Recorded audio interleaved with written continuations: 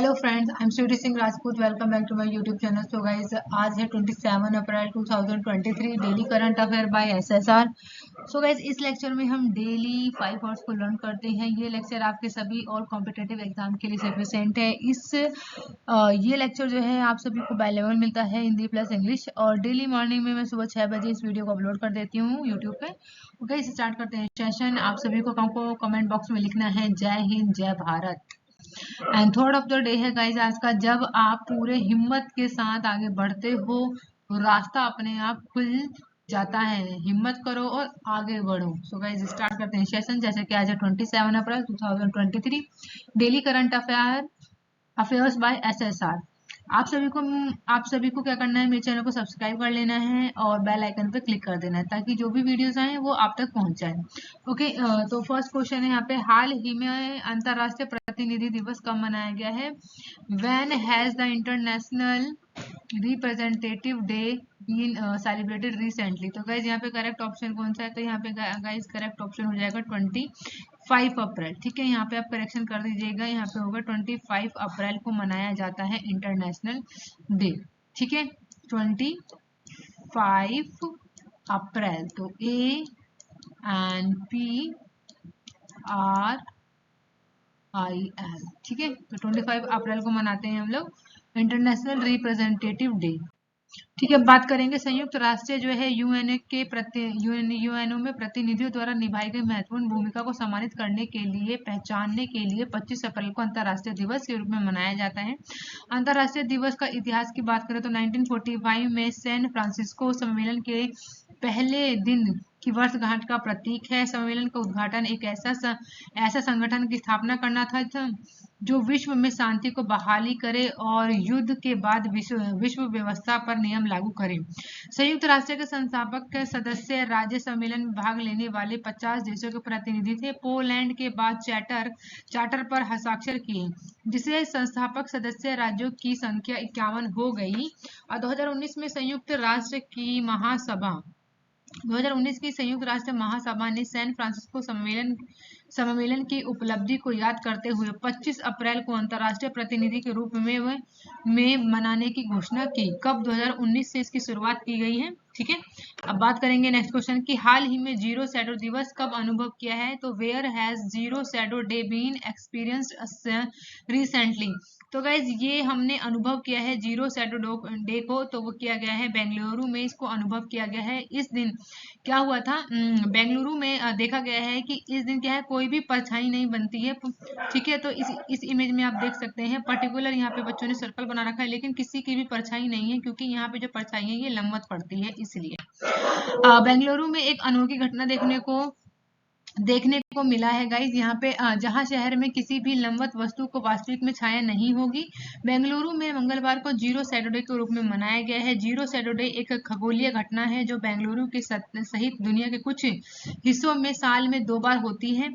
इस दिन स्थानीय तौर पर दोपहर की सूर्य बिल्कुल सिर के ऊपर होती है और परिणाम स्वरूप जमीन पर मौजूद वस्तुओं की छाया नहीं पड़ती है।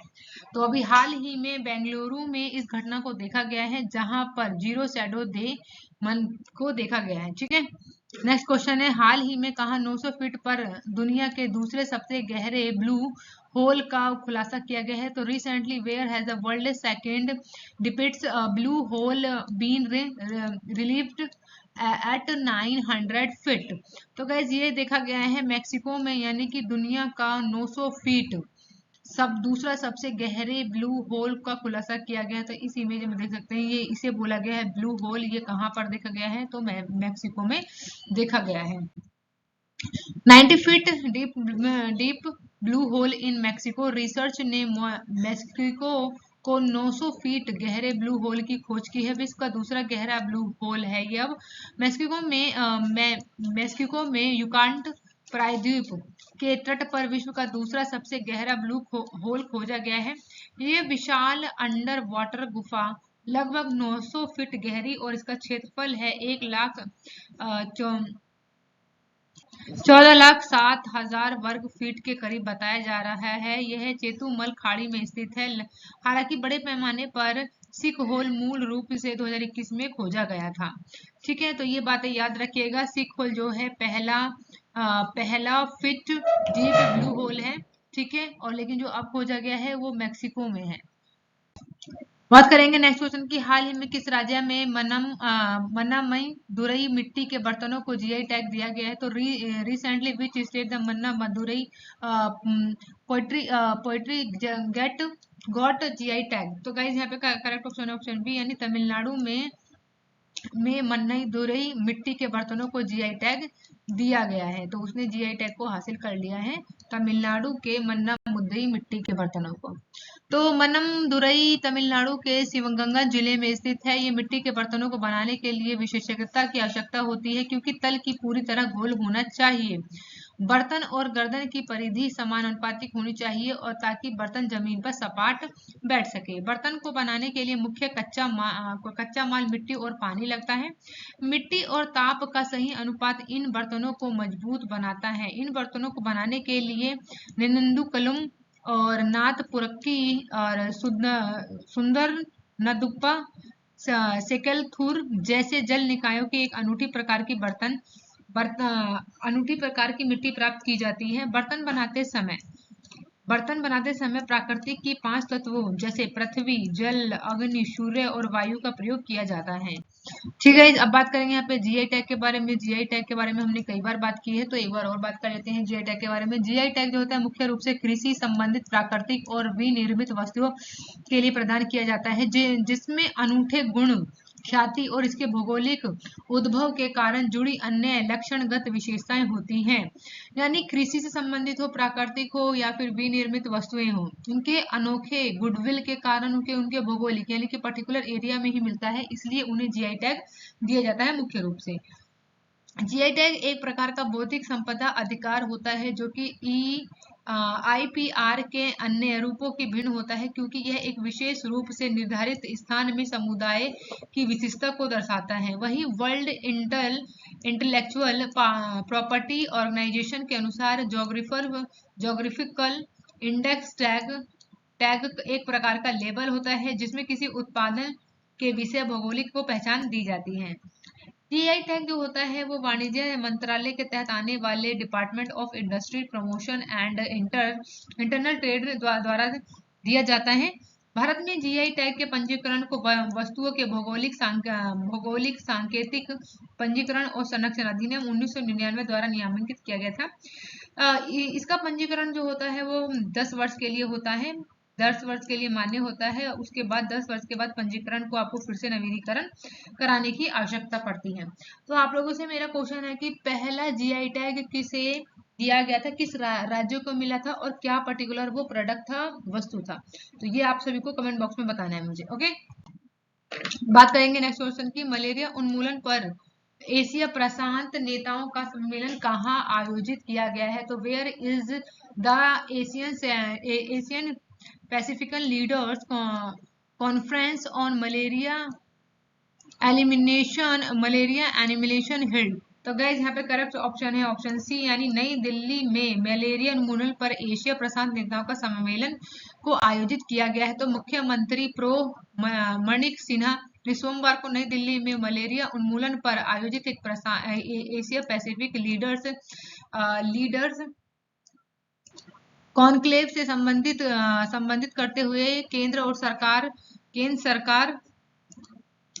केंद्र सरकार और विश्व फंड के सहयोग से राज्य के ग्रामीण और दूर दराज के हिस्सों में मलेरिया से निपटने के लिए त्रिपुरा बेहतर स्थिति में पहुंच गया है। त्रिपुरा के हिस्से के विशेष रूप से पहाड़ी और दूर दराज के इलाकों में मलेरिया से पीड़ित लोगों में वर्तमान में त्रिपुरा में 1000 में से 3 लोगों की मलेरिया का निदान किया गया है। वहीं बीमारी के ठीक करने में 100% की सफलता को प्राप्त कर लिया गया है। मंत्रालय ने यह भी कहा है साथ में कि उद्देश्य 2023 तक मलेरिया उन्मूलन के प्रयासों में तेजी लाने की राजनीतिक प्रतिबद्धता की पुनः पुष्टि करना है।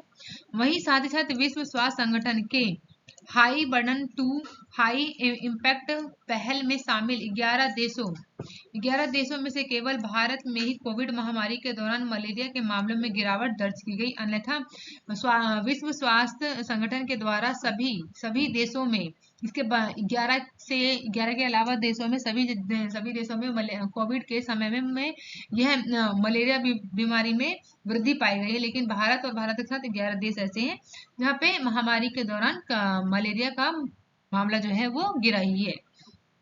नेक्स्ट पॉइंट है 2015 और 2022 तक मलेरिया के मामले में 85% से अधिक की कमी आई है। मौत में 83% की कमी हुई है। तो ये सभी बात याद रखिएगा। नेक्स्ट क्वेश्चन है यहाँ पे 6 क्वेश्चन है, हाल ही में डीआरडीओ और भारतीय नौसेना ने कहा बैलिस्टिक मिसाइल डिफेंस इंटरप्रेटर का सफल परीक्षण किया है।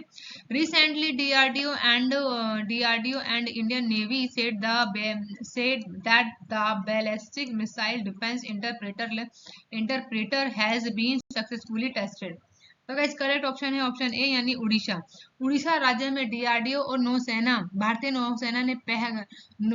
भारतीय नौसेना ने बैलिस्टिक मिसाइल डिफेंस इंटरप्रेटर का सफल परीक्षण किया है। नेक्स्ट क्वेश्चन है, हाल ही में